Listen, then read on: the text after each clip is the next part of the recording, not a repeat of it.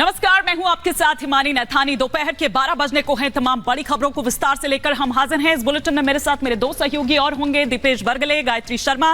लेकिन बड़ी खबर जो इस वक्त आ रही है वो झारखंड से आ रही है, जहां पर 2 दिनों का विशेष सत्र बुलाया गया है और कार्यवाही जो है वो जारी है। सदन में राज्यपाल का अभिभाषण अब खत्म हो चुका है और प्रक्रिया शुरू होगी फ्लोर टेस्ट की। आज पहली अग्नि परीक्षा चंपई सोरेन की, जिसमें वो पास होते हैं या फेल होते हैं, ये अब कुछ ही क्षणों बाद आपको पता चल जाएगा जब वो प्रोसेस पूरा शुरू होगा। हालांकि गायत्री, जो तमाम विधायक हैं उनकी ओर से ये कहा जा रहा है कि वो इंटैक्ट हैं, वो एकजुट हैं।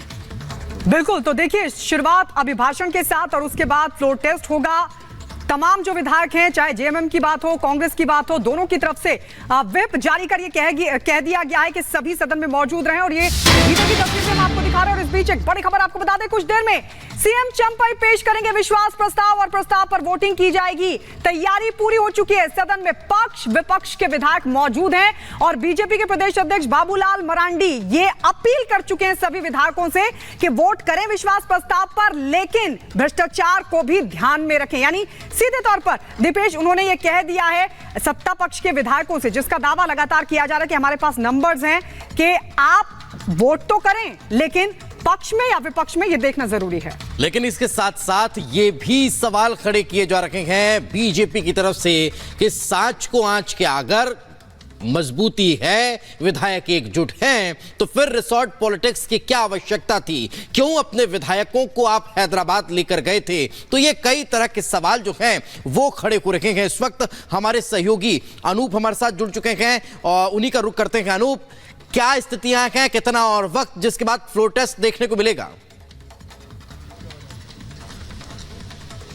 देखिए, तमाम औपचारिकताएं जो है वो पूरी की जा रही हैं। अभिभाषण आपने सुना राज्यपाल का, अब थोड़ी देर बाद ये प्रक्रिया भी शुरू हो जाएगी। और देखिए, जिस बात का आप जिक्र कर रहे थे दीपेश, वो बात है, अगर आपके पास नंबर हैं, अगर आपके पास बहुमत है, तो फिर इतना डर किस बात का था? क्या आपको अपने विधायकों पर भरोसा नहीं है? सबसे बड़ा सवाल बीजेपी ने ही खड़े किए थे। और इसके बाद जेएमएम के जो इंडी गठबंधन के नेता हैं उनको डर लग रहा था, डर सता रहा था कि उनके विधायकों को तोड़ा जाएगा। लेकिन ऐसा हुआ नहीं। खुद बाबूलाल मरांडी सामने आए, उन्होंने कहा कि ये बेकार की बातें हैं, ऐसा बीजेपी नहीं करेगी और ऐसा करना भी नहीं चाहिए। अभी थोड़ी देर बाद पता चलेगा अंदर, क्योंकि जितना डर बीजेपी से इंडी गठबंधन को है, उससे ज्यादा डर उनके अपने खेमे से है। कौन टूटेगा, कौन नहीं साथ आएगा, इसको लेकर भी बड़ा सवाल बना हुआ था। मैं आपको बार बार कह रहा हूं, लोबिन हेम्ब्रम का नाम सामने आ रहा था। इसके अलावा कई लोग ऐसे हैं जो अंदर खाने नाराज हैं, लेकिन खुलकर अभी बोल नहीं रहे। हो सकता है फ्लोर टेस्ट में शामिल ना हो या फिर किसी तरह की और बातें भी सामने आ सकती है, लेकिन ये फ्लोर टेस्ट के दौरान ही पता चलेगा। दीपेश,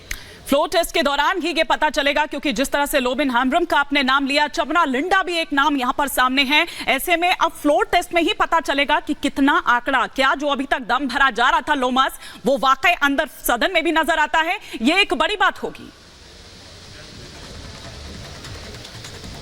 बिल्कुल हिमानी, आपने सही कहा और साफ तौर पे आपने एक तस्वीर देखी होगी जब विधानसभा में सभी विधायक गए और उससे पहले जो हेमंत सोरेन थे वो विधानसभा में मौजूद, उनको दिखाई दिए तो सबने जयकारा के नारे वहां पे लगाए हुए, वहां पे हेमंत सोरेन जिंदाबाद के नारे लगाए गए। साफ तौर पे एकजुटता तो इनमें देखी जा सकती है, लेकिन एक डर है, जो डर है वो डर आपने 2 दिनों के अंदर देखा होगा किस तरीके से पहले तो विधायकों को हैदराबाद भेजा गया और हैदराबाद में लगभग 1.5 दिन विधायकों को रोका गया और रोकने के बाद जब ये समय निश्चित हो गया कि आज पूरी तरीके से विश्वास मत पेश किया जाएगा, तब इन विधायकों को वापस लाया गया। अब से थोड़ी देर के बाद ये साफ हो जाएगी, तस्वीर साफ हो जाएगी कि पूरी तरीके से चंपई सोरेन सरकार को बहुमत के रूप में यहां पे पेश कर पाते हैं कि नहीं पेश कर पाते हैं। पूरी तस्वीर थोड़ी देर के बाद साफ हो जाएगी। लेकिन आप देख सकते हैं कि 2 दिन पहले की अगर बात करें तो इस पूरे गठबंधन में कहीं ना कहीं खींचातानी जारी थी और ये खींचातानी अंदर खाने से अभी भी जारी है। साफ तौर पे पहले सीएम के नाम को लेकर के थी, फिर उसके बाद सीएम जब डिसाइड हो गया तो उसको जो नए सीएम हुए चंपई सोरेन, उसको लेकर के भी यहां पर खींचातानी शुरू हो गई। आपने देखा लोबिन हेम्ब्रम ने सवाल उठाया और उसके बाद ये कहते हैं कि हम पूर्ण रूप से यहाँ पे चंपई सोरेन का स्वागत करते हैं सीएम कोई रूप में। तो कहीं ना कहीं यहाँ विरोधाभास तो है, विरोधाभास, और ये जाहिर भी कर रहे हैं। लेकिन देखने वाली बात होगी जो समय अब पूर्ण रूप से जब सरकार बन जाएगी उसके बाद क्या ये सरकार टिक पाएगी, सवाल यहाँ पे ये लगातार बनता जा रहा है। लेकिन जेएमएम दावा कर रही है कि सरकार अपना कार्यकाल पूरा करेगी। हमारे साथ अनूप भी लगातार बने हुए हैं। अनूप, ये दिलचस्प है कि 23 साल का ये राज्य है, लेकिन 11 मुख्यमंत्री बदल गए और 12वें मुख्यमंत्री के तौर पर चंपई सोरेन ने शपथ ली है। लेकिन जो बात लोमस कह रहे हैं कि विरोधाभास है, कुछ नाराजगी भी है, जिसका जिक्र आपने भी किया। नेतृत्व क्योंकि बदल गया, अब हेमंत सोरेन के पास नहीं, बल्कि अब जो सत्ता का दावा है वो चंपई सोरेन की तरफ से किया जा रहा है। तो क्या मन भी बदल सकता है विधायकों का? जब वोटिंग होगी देखना होगा समर्थन में वोट पड़ते हैं या फिर सत्ता पक्ष की तरफ से विपक्ष में भी वोट पड़ जाते हैं विश्वास प्रस्ताव के। Anoop,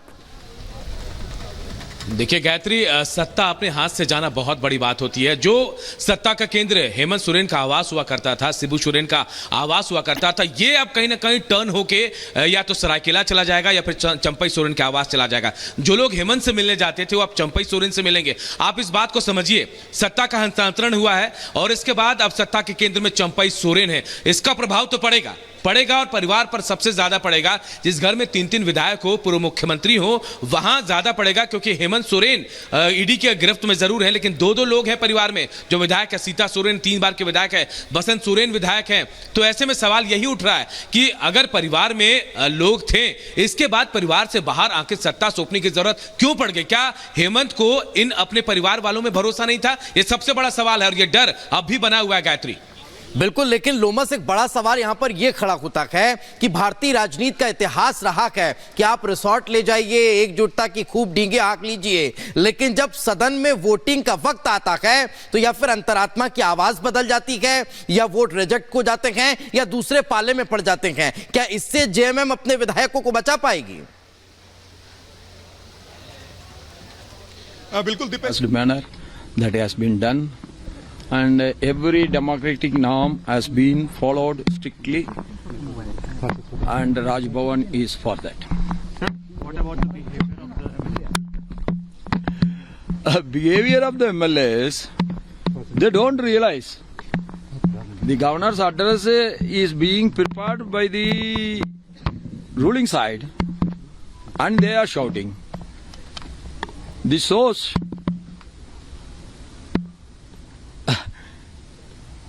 they have to mature more.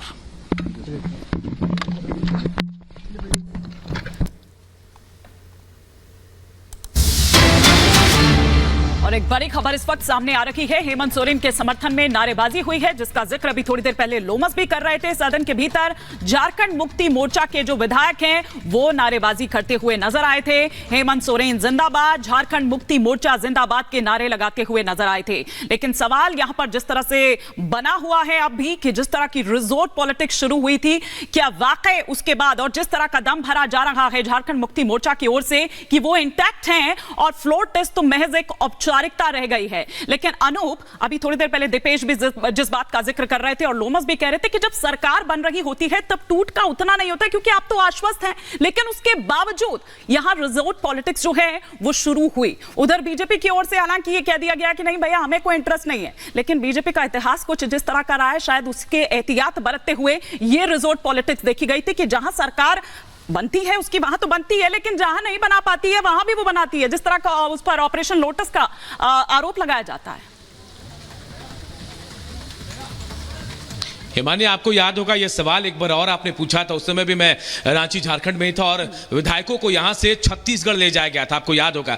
बिल्कुल वही तरीका इस बार भी है और ये रिजॉर्ट पॉलिटिक्स कहीं ना कहीं बीजेपी की ही देन है, इस बात को आप भी बखूबी मानती हैं। तो कहीं ना कहीं जेएमएम भी इस बात से सीख रही कि कैसे अपने विधायकों को बचाया जाए। हालांकि ये डर सबको सताता है कि उनके विधायकों को खरीदा ना जाए, उनकी खरीद फरोख्त ना हो जाए, क्योंकि जो झारखंड का इतिहास रहा है, आप समझिए एक निर्दलीय यहाँ का मुख्यमंत्री बन जाता है। इसके अलावा जो दल बदल जो है वो यहां बहुत तेजी से चलता है। इससे पहले भी आपने देखा था इरफान अंसारी, नवन विक्सल कोंगाड़ी, राजेश कच्छप, ये 3 नाम सामने आए थे जब कोलकाता में इनके गाड़ियों से कैश बरामद हुआ था। आरोप लगे थे कि ये लोग पार्टी बदलने की तैयारी कर रहे थे, लेकिन उस वक्त हंगामा मचा। उसके बाद से एहतियात बरतने की पूरी कोशिश की जा रही थी और यही एहतियात इन बसों से भरकर इन तमाम विधायकों को, इंडी गठबंधन के विधायकों को हैदराबाद कलियोनी रिजॉर्ट लेकर गई थी। और ये विधायक आज भी डर इतना था कि बस से भरकर आए और अंदर गठन करने के साथ साथ